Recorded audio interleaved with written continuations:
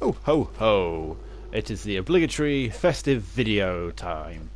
I'll probably be doing several of these, but the first one I just thought I'd do a little bit of a ramble on what I thought new classic games they could bring to the PlayStation Store. Because recently Sony allowed for PS4 owners to buy a certain selection of PS2 games upscaled in 1080p with basically full PS4 game support, and that you can stream, share, get video clips, screenshots, and have full trophy support for PS2 games. And they've said recently on their Twitter account that they are listening to suggestions. So I just thought I'd do a video of which retro PS2 games and PlayStation 1 games I think that they could bring to this new service that they're doing. Because there are a massive selection of really good games that both Sony and other third-party developers have from their old back catalogue of PS2 and PS1 games. Some of these games I played non-stop from my childhood, so just want to. I'm just going to go through them, and hopefully this is kind of like a Christmas wish list of these games. If Sony was to turn around and say, because it's Christmas Day, what games would you like? These are the games I would just be like, oh, Father Sony, please give us these classic games. So, without further ado, I'm going to start off with the PS2 games.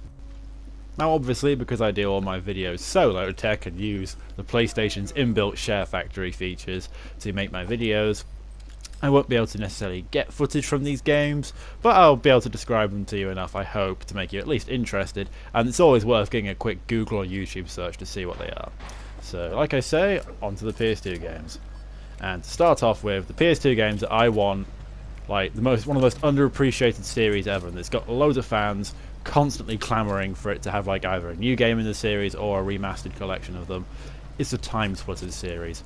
Now, currently EA holds the rights to this series, and I'm hoping that at some point in the future they will hopefully let Sony add them to the PlayStation Store, because the first Time Splitters was said to be the first worthwhile game to buy a PS2 for. It was fast, frenetic, arcade multiplayer action that could be played in split screen with another 3 friends, with, I think it was about 16 AI bots on maps. That was quite a large number for back then.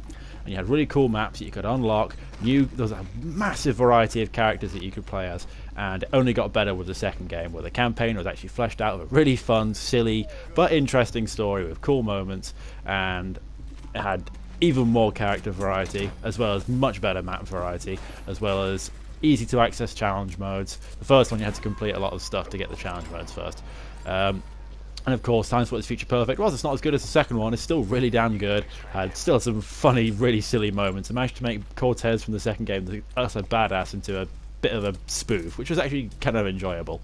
And they were really good PS2 games. I spent me and my brother and several of my friends spent so much time playing these games because they were just addictive, fun. The shooting mechanics are really good, although a bit fiddly on the first game. You wanted to be able to get headshots on zombies easily, which at that point was the only way to actually kill them easily, because body shots wouldn't kill them. It had to be in the head. You had to activate R2 for manual aim. Other than that, you'd just be firing at the same level. That's what they were like. But these games are made by some of the people that made the GoldenEye game for the N64, and it shows in some of the styling and stuff, especially in the second game.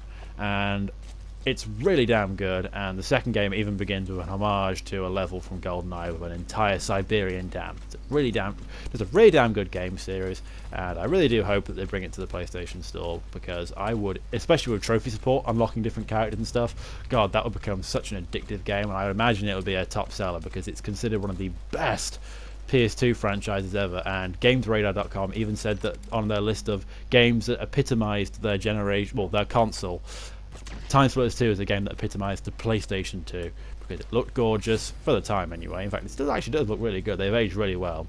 It's damn good. You get damn good example of a shooter on console, because at the time people were still a bit looking down on console shooters, because obviously PC master race, and yeah, it was a damn good series. It got appreciation. Don't get me wrong, but it just kind of disappeared before it could even get a sequel. You know, it was just it was a good series, deserved a bit more recognition. Next up is just one game from a series, because it's always been on and off as to whether or not they're going to do an HD remaster of it, and it's been really fan requested, is Final Fantasy XII. This is actually one of my favourite Final Fantasy games because it has an interesting story, it's got an interesting setting. It's just a shame that it's got some superfluous characters that shouldn't be there. But it is a really damn good game, and it's been constantly hinted that Square Enix are planning to do like an HD remaster for 12 like they did for 10, because 12 is a huge game compared to 10. I haven't played much of 10, but I can just remember it being... My brother said that he played both 10 and 12, and he said that he said that 10 wasn't as long, it was more linear, and 12 was a lot more not open world, but it had bigger open segments with lots of stuff to do, and the world changed over time with the passing of seasons. So it would be a worthwhile game to release on its own as an HD remaster, like they have done for 10 and 10 too. But if they don't do that, it would still be cool if they let it be upscaled to 1080p, add sharing and streaming support and trophy support, and release the international version that they made for Japan, the one that had the job system on the license board as well, for even more character customization in terms of your abilities and stuff. Because from what I heard, that was really cool and allowed you to specialize characters even more so than you normally could. So Final Fantasy 12, one that I would definitely love to see on there. Now, it's a game series that the next one I'm going to talk about is a game series I haven't really played much myself. It's a stealth action series, and no, it's not the original, not Metal Gear Solid. It is, of course, Splinter Cell. Now, I never really played these much, but my brother absolutely loved the original Splinter Cells. Whenever he went onto the PlayStation 2, when it came to stealth games, he wasn't playing Metal Gear Solid, he was playing Splinter Cell. And I always used to enjoy watching him play it, because just Michael Ironside as Sam Fisher, you know, that voice, you would not want that voice whispering huskily into your ear as you're trying to take a leak. And yeah, it's a much beloved series, and I know the last game was meant to be quite good apparently, but yeah, getting rid of Michael Ironside, it doesn't matter how old Michael Ironside sounds now. It's like, you can make Sam Fisher look a bit older, you didn't need to make him look younger. But that's a thing for another day. It's just a series that I know lots of people really love, and just they'd be a good addition to the PlayStation Store, because they are considered by some people say it's better than Metal Gear Solid. I myself think Metal Gear Solid is better just because it's a bit silly. Well, it's not silly, but it's willing to go more epic. It's got good stealth mechanics and stuff. But no, if you don't play Metal Gear Solid, you probably played Splinter Cell. So that would be another good series to see brought back onto the PlayStation Store. I imagine it's probably going to happen, because Sony and Ubisoft have a good working relationship, and if Sony said to them, we'd like to put the original Splinter Cells onto the PlayStation Store, they'd probably do it, because it'd be a bit more money for them, and it means people can enjoy classic games. Another good few games to put on would be definitely the first two Star Wars Battlefronts. I don't know if EA would want these two games to go up onto the PlayStation Store, though, because obviously they're trying to sell the new one, and people, if they played the originals, would probably see how much superior they were. But no, they were really two damn good Star Wars games, and there's a reason why the first one is considered the best Star Wars game of all time when it came out. So I would love to see the original Star Wars Battlefronts put up there, just for nostalgia's sake, with trophies and stuff, because trust me, I'd be playing those a lot more than Star Wars Battlefront, the current one. Now, if they released and they had functioning online capabilities as well, sign me right up, I would buy them, because that would be intense. It would be incredible. I would be playing those non-stop. Nostalgia with extra online capabilities, sign me up. Now, another good single game is, that would be good for it, and it's considered to be one of the prime examples of how you do a licensed game, especially from when it came out, and especially it was like the prime example of how you do a superhero game when it came out. And for those of you who played it, you probably guessed it already, it is Spider-Man 2. Now, this game was incredible, because when I was young, I used to play the Spider-Man games all the time. And I'm going to get into them in a little bit more detail, but for now, we're talking about PS2 ones, because I played the first Spider-Man game on PlayStation 2. That was the first Spider-Man movie game, and it was awesome, to swing around bits of the city, but it was only certain sections. It always made me wonder, ooh, I wonder if I could swing around New York City as a full rendition of New York City. And in Spider-Man 2, they went and they did that, and my god, was it glorious. Had a fully free-roaming New York to explore, well, Manhattan anyway, and that little island on the bridge, underneath the bridge, and it had proper swinging physics. The controls were a little bit tricky to work out at first, but once you got the hang of them, you were swinging through New York City like a pro. The fact that random crimes would pop up meant that you always had something to do, even after you completed the game. Like, it could get a bit boring after all, but back then I could just hop onto Spider-Man 2, beat up some thugs, swing around the city, and I'd got my Spider-Man fix. It was such a good game, and considering how some of the recent Spider-Man games after Shattered Dimensions, which was a good game, but the ones after that have kind of been lackluster, it would be nice to see that game come back and just be like, this is how you do a fucking Spider-Man game. This is how you do it. And it was also made by Treyarch, the makers of the better Call of Duty games, in my opinion. So they're one of the better developers that Activision has. So it's no surprise that Spider-Man 2 was a good game. And speaking of another Activision franchise that was really good in its heyday, but even when they try to recapture the nostalgia of it today, they fail so bad. The Tony Hawk series. I love these games. Now, I never really played much of Tony Hawk's 1 or 2. The first one I played was Tony Hawk's Pro Skater 3. So, I know the first two were on PlayStation 1, so they can have honourable mentions in a way in my PS1 games that deserve to come forward. But I wouldn't really consider them to be the best ones to come forward. And lots of people love the second one, so maybe those two. But Tony Hawk's Pro Skater 3 on PlayStation 2, followed by number 4, Underground. I never really played Underground 2 that much, but American Wasteland I really enjoyed. So those games are the ones I'd really love to see. Because as silly as their story, the fact that they were skating games that had stories, as silly as they were kind of like, imagine if the 90s was a video game and it was struggling to stay alive. That's how awesome they were. So I would love to see them come along, especially if you had trophy support. They would be like, yeah, who needs Pro Skater 5 when you can play Underground, which was giving you these big sections of fun locations to explore and do tricks and stuff on. Love to see them back. They were really good games, and they really deserve a bit more time in the sun to remind people this is why you loved the Tony Hawk's Pro Skater series. Love to see them back. Another series I would really like to see back, and unfortunately I've got no idea who holds the license to it at the moment, because obviously THQ went bust, but the Red Faction series, the first two Red Faction games on PlayStation 2, Red Faction 1 and 2. I'd like to see Red Faction 1 more because it actually had more to do with the Red Faction. The second one did. The second one was just kind of weird. They were kind of mentioned, but you never really saw them.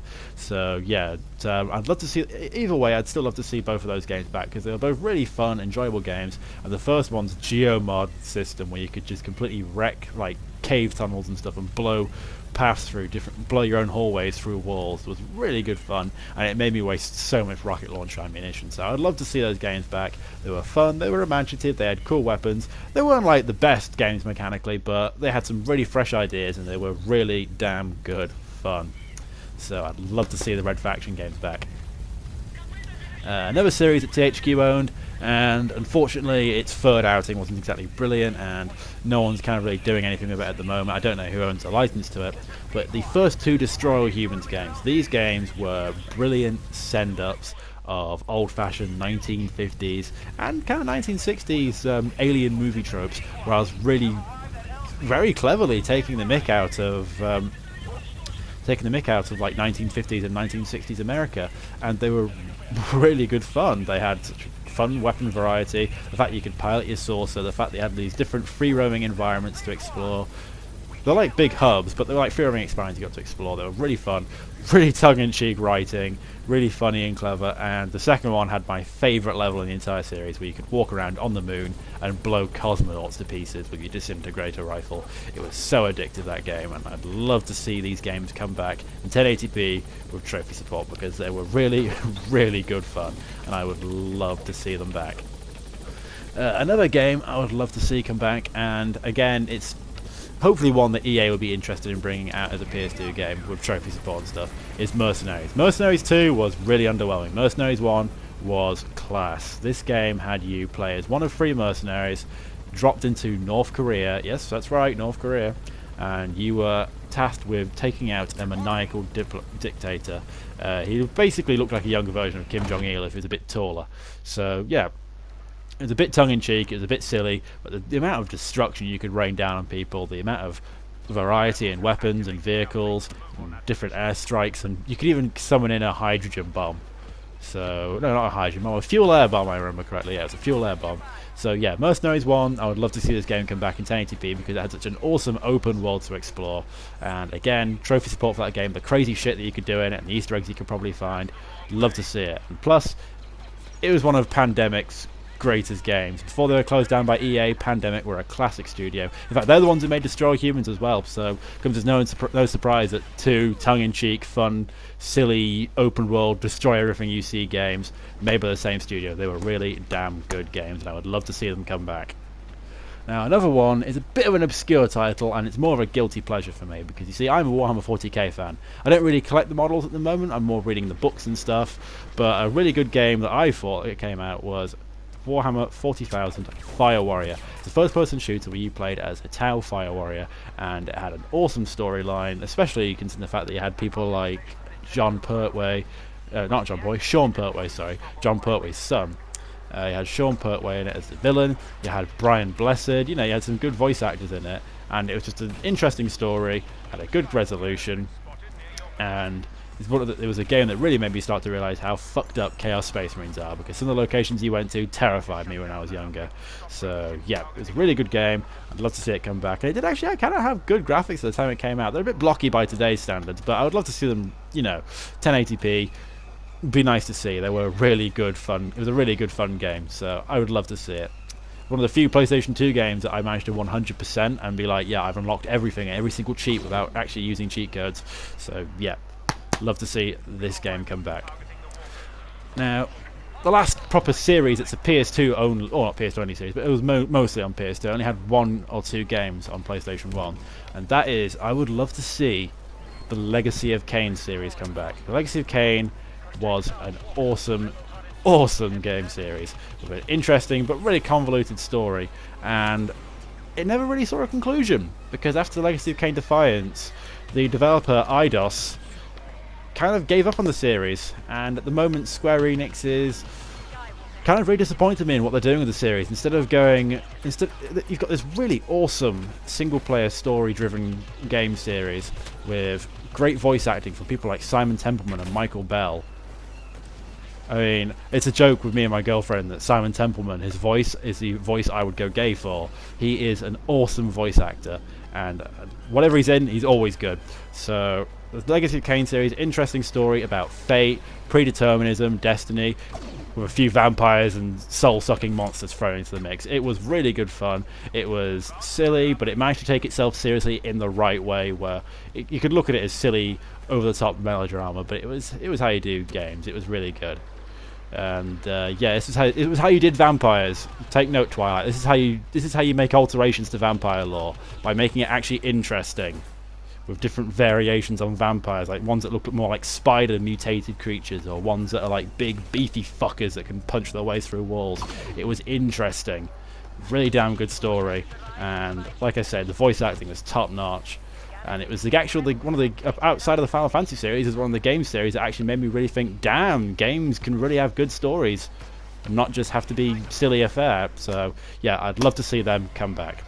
So that is my list of PlayStation 2 games. Some honourable mentions will go to things like Crash Bandicoot, Wrath of Cortex, because that was really good fun, and just lots of other games that I can't remember off the top of my head at the moment, I'm afraid, because I haven't really got them here in front of me at the moment. But no, just some games like Crash Bandicoot, Wrath of Cortex. I know some people would love to see some of the PS2 Spyro games make a comeback, because from what I heard, some people really like those. From what I heard, they're a bit hit and miss, but people still seem to enjoy them, so it would be good to have them back. So those are the PS2 games I'd like to see. Now I'm going to move on to games which are stupidly near and dear to my heart. Like, this is the... Outside of the Sega Mega Drive, this is the first proper console I had. Because the Sega Mega Drive, I only had like 2 games for it. But the PlayStation 1 was like... There's so much nostalgia with that console. I've got a PS1 keyring on my key. It's just it was an amazing system. And these are the games that I personally would love to see. So starting off, some of the games that were part of series I previously mentioned. So, say like I mentioned, Tony Hawk's 1 and 2, they would be good ones to see. Legacy of Kain series, the first 2 games, Blood Omen and Soul Reaver, they were on PlayStation 1, so it would be great to see those come back, because like I said before, good voice acting, interesting storytelling, with fun gameplay and puzzle solving elements. Love to see those come back. Now, I'm going to go on to the Spider-Man games, because I did mention about Spider-Man 2. Now, you say, oh, but what other Spider-Man games were there? Well, Neversoft, the original developers of the Tony Hawk's Pro Skater series, created the first 2, that I know of anyway, Spider-Man games on PlayStation 1. And they were based partly off the animated series and mostly off the comics. I think they had like they had a lot of the voice actors, I think, from the animated series, with the kind of the art style of it, but with the comics stuff thrown in. And yeah, they were awesome games. They They were really good fun, and the fact that the amount of collectibles in them, comic book covers, character bios, different suits, and every single character bio and suit description was read out gloriously by Stan the Man Lee himself. And every single time, and in fact, if I remember correctly, in the second game, the cheat code to unlock everything was Stan Lee's own catchphrase, Excelsior! It was just brilliant. If you were a Spider-Man fan at the time, these games were incredible, and they were actually one of the things that really got, outside of the animated series, they were the things that really got me into Spider-Man back then, before one more friggin' day, but we won't go into that. I'm not a comic book reviewer. So yeah, I would love to see those PS1 games come back, because they were incredible. Now, another 2 games that I would love to see come back, and in fact, I can't believe I forgot to mention these actually, but some of the Medal of Honor games from PS2, I'd love to see those come back, but the ones I would love to see come back most are Medal of Honor 1 and Medal of Honor Underground. These 2 games helped make the World War II shooter genre extremely popular. Produced by Steven Spielberg, made by his newly founded DreamWorks Interactive at the time, with the first few games I can remember that had actual proper symphony doing the actual music. They had fun shooting mechanics, it was fun shooting Nazis, and they had a fun multiplayer mode where it was just you and another person plopped on a tiny little map with weapons scattered around, and you just ran around trying to kill each other. I can remember laughing watching my brother and my dad bazooka each other constantly. My brother would be thinking, I'm going to be clever and sit on top of here with the Lee Enfield sniper rifle. My dad would come around the corner with a bazooka and blow his head off. I've got nothing but great memories of those 2 PS1 games. Next few games, these aren't ones I played myself, but I played another platforming series which I will be getting onto in a second. But like I mentioned, the PS2 games, the Spyro games, definitely the PlayStation, definitely the first 3 Spyro games should come to PS4 as downloadable titles, because lots of people have a lot of love for the Spyro series. I never really played it myself. It is a shame to see that he's just used to sell toys, and he's actually not even there anymore in the game that he originally launched by Activision. So it would be nice to see the original Spyros back. But the premier platforming series that I played on PlayStation 1, and the reason why I never really bothered with Spyro, was Crash Bandicoot. What else can I say about Crash Bandicoot that probably thousands of others haven't said? If you haven't played the original 4 Crash Bandicoot games made by Naughty Dog, you are missing out. They are brilliant. I could go into so much detail about that. I'd be here for like an entire hour. Or suffice to say, for a game company that had never really made a platformer before, well, sorry, they had made a platformer, but they had only really made one. Naughty Dog hadn't really made much before the Crash Bandicoot games. For one of their first proper stabs at a PlayStation 1 game, they did a fucking brilliant job. Like, I never played the first Crash Bandicoot. I played the second one first, and I played the first one again, but I found that really hard compared to them. But it's still a damn good game. But it had a weird save system, so I kind of never really play it as much as I do the second and third one. Because, oh man, Crash Bandicoot 2 and 3, they are glorious. They are brilliant. They are so much fun to play. They are how you do 3D platforming. They are great. And on top of that, a 4th bonus game that we got from Naughty Dog before they moved on from the franchise was Crash Team Racing, or as other people like to call it, CTFR, Crash Team fucking Racing. Crash Team Racing was so cool. For a studio that had never made a kart racer, okay, this time they had never made a kart racer, they did a crack-up job, they did a bang-up job, and you know what? People would probably say it's sacrilege, but they did a much better job than Nintendo ever did before that point with the Mario Kart series. In fact, from what I've seen of Mario Kart, they seem to have cribbed a lot from Crash Bandicoot, from Crash Team Racing, because Crash Team Racing was amazing, and it was proof that Naughty Dog, so long as they put their time and their effort into something, they could work wonders with even a genre they've never even done before. So those 4 games I would kill, not literally of course, because as mentioned in a previous video, I'm a freaking weakling, but I would kill to see them brought back onto PS4 with like trophy support, because I would love to be able to show off to the world, yeah, look at me bitches, I completed Crash Bandicoot 2 100%. You got no idea how hard that is. 3 words: cold hard crash. Anyone who's played that game, you will understand the pain. But no, I'd love to see them back. They are brilliant games, and some of my most cherished memories of the PlayStation 1 days. But now I want to talk about a game series that got such little recognition, is so great, and even had a PSP remake. I love these games so much, and lots of people like myself do as well. In fact, a lot of people in Britain seem to really love this game series.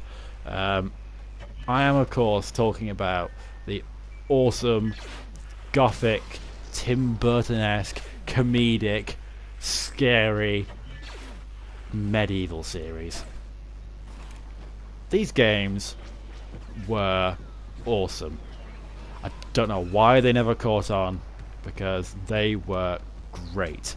An awesome gothic Tim Burton-esque art style set in a Renaissance world in the first one. Same in the same kind of Tim Burton-esque style, but in Victorian London.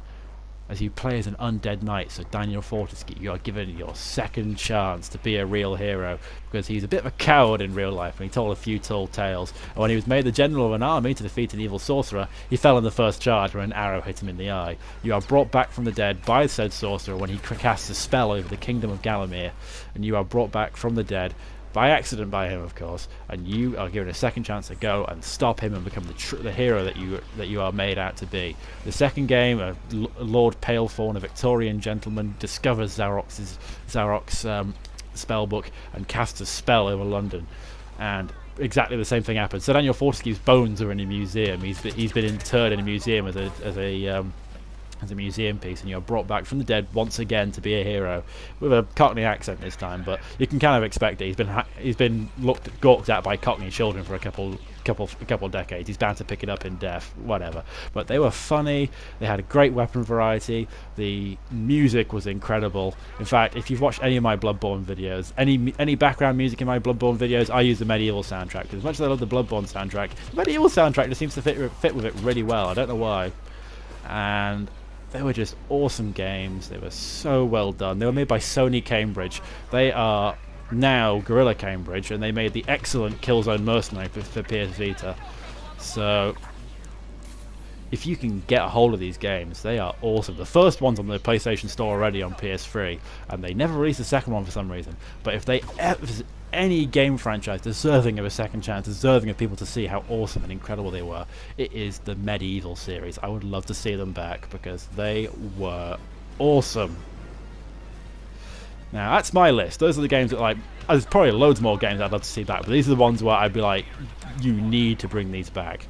So you're probably wondering why I talked about PS1 games as well, because you see, they're on PS3 at the moment, you see, and well, a few of them are. I don't know why they took a few off the store, but it would just be awesome to see not just PS2 but PS1 games as well, because anyone turns around to you and says, "Oh, we've got backwards compatibility on Xbox 360 on Xbox One with Xbox 360 games," it's like, yeah, well, screw you. We got PS2 and PS1 games, and they are two of some of the best consoles and some of the best game libraries ever. If anyone tries to argue that with you, if you believe that, and anyone tries to argue it with you, just list off the titles. Trust me, you'll kick their ass in any argument. So those are the games I would love to see, and I've got so many cherished memories of games on both consoles. So like I say, I would love to see them back. They are incredible. That's all I can say, really. I would love to see those games back. Thank you for watching. I hope you agree with me. I hope you've played these before. See you later.